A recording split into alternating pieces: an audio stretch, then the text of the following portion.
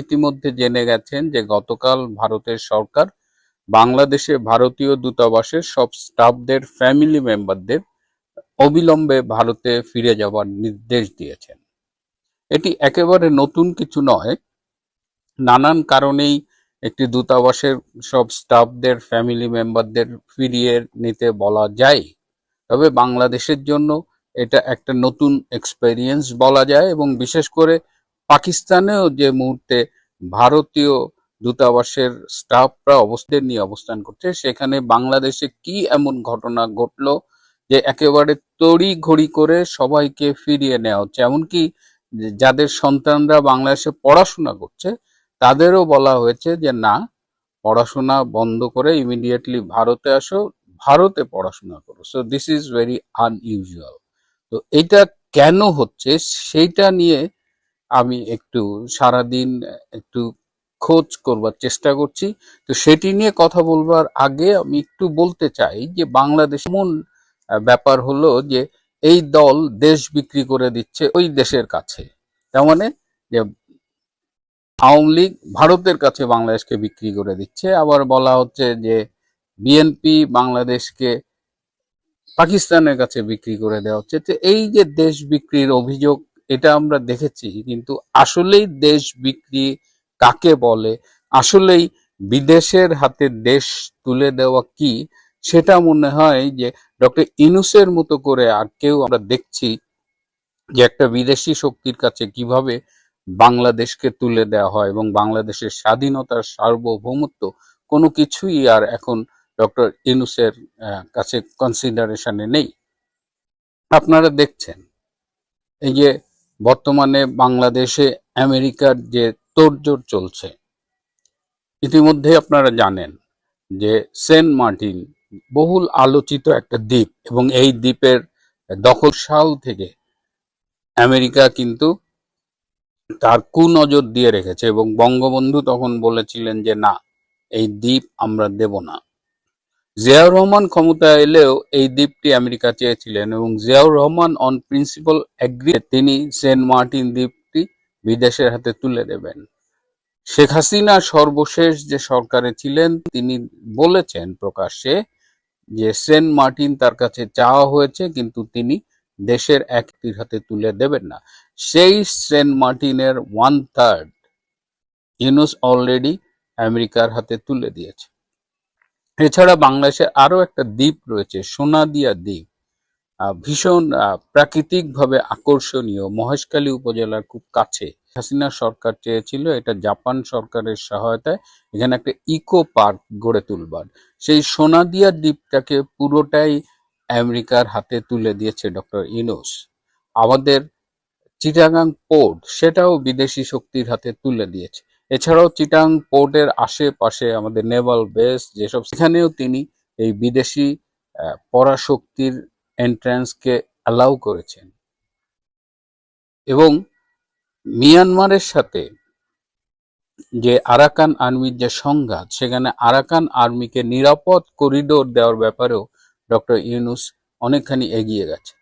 শুধু যে আরাকান আর্মিকেই বাংলাদেশে এবং সরকারের কাছে নিঃসন্দেহে স্পেসিফিক কোনো নানান ধরনের ইনফরমেশনস আছে, যেটা আমরা শুনতে পাচ্ছিলাম কানাঘুষো। সেটা হচ্ছে ভারত একটা জিনিস পরিষ্কার করে দিল যে এই যে বাংলাদেশের বর্তমান অবৈধ সরকার ব্যাক করছে তা না, এই রোহিঙ্গাদের যে সামরিক শাখা আরসা, সেটাকেও বাংলাদেশ ব্যাক করছে।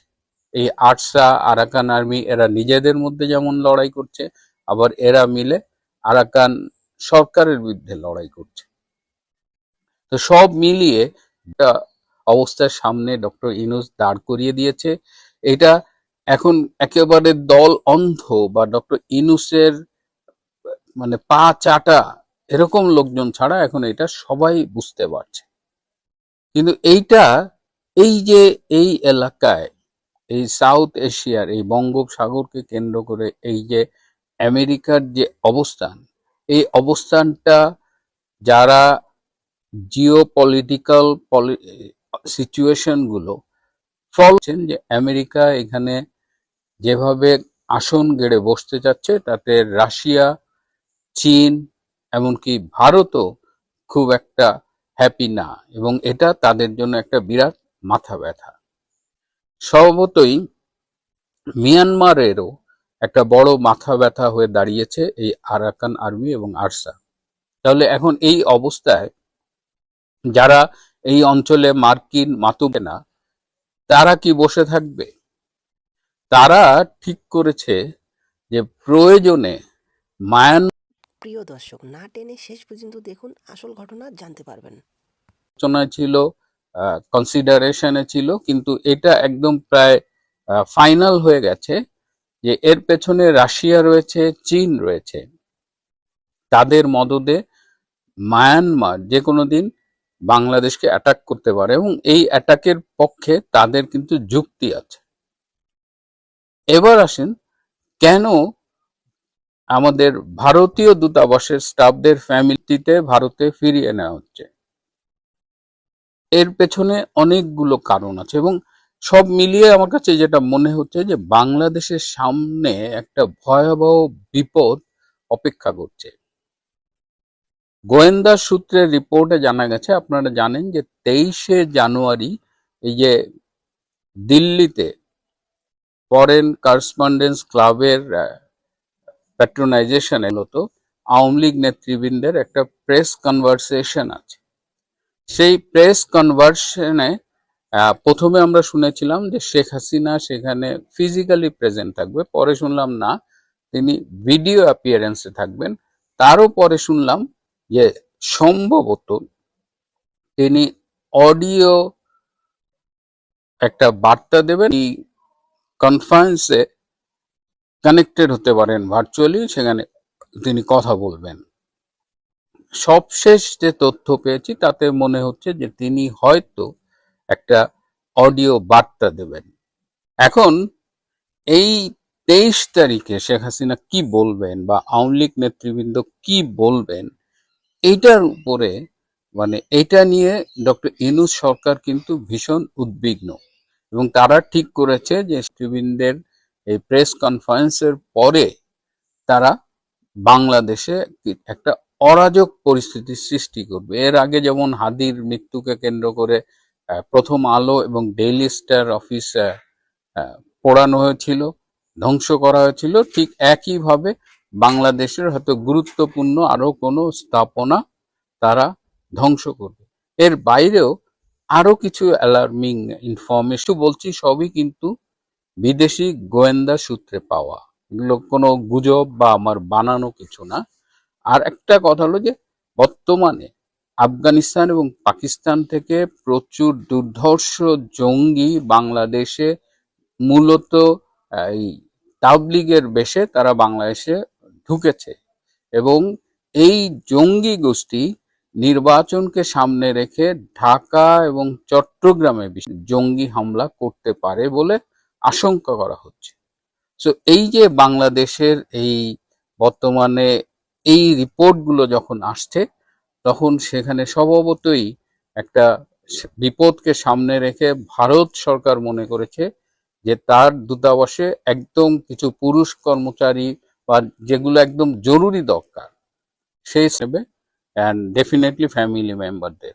এর মধ্যে আপনারা খেয়াল করেছেন যে গতকাল বাংলাদেশে ব্রিটিশ রাষ্ট্রদূত সারা কুক তিনি তারেক রহমানের সাথে দেখা করেছেন, তারপরে তিনি ভারতের হাইকমিশনার প্রণয় ভার্মার সাথে দেখা করেছেন, এবং সেখান থেকে তিনি এয়ারপোর্টে গিয়ে সোজা দিল্লি গেছেন। আজকে তার একটা রাউন্ড টেবিল কনফারেন্স করার কথা। এই যে সারা কুকের মুভমেন্ট, তিনি তারেক রহমানের সাথে দেখা করলেন, প্রণয় ভার্মার সাথে দেখা করলেন, ভারতে গেলেন, স্বরাষ্ট্র মন্ত্রণালয়ের কাছে কোনো ইনফরমেশন ছিল না, আমার সূত্র এটা নিশ্চিত করেছে। সো এখন কেবলমাত্র যে ভারত তার হাইকমিশনের স্টাফদের ফ্যামিলি মেম্বারদের ফিরিয়ে নিলেন তা না, এখন ধারণা করা হচ্ছে যে ব্রিটিশ হাইকমিশন এবং ইউরোপিয়ান ইউনিয়নের অনেক দেশের হাইকমিশনেরও ফ্যামিলি মেম্বারদের এই মুহূর্তে বাংলাদেশ থেকে ফিরিয়ে নেওয়া হতে পারে। কি অপেক্ষা করছে এটা ভাবতেই গা শিউরে উঠছে। আমি জানি না, আমরা শুধু প্রার্থনা করি আল্লাহ বাংলাদেশকে রক্ষা করুন। প্রিয় বন্ধুরা, আজ এ পর্যন্তই। ভালো থাকবেন, সুস্থ থাকবেন, তার চেয়েও জরুরি হলো নিরাপদে থাকবেন। সবাইকে অনেক ধন্যবাদ।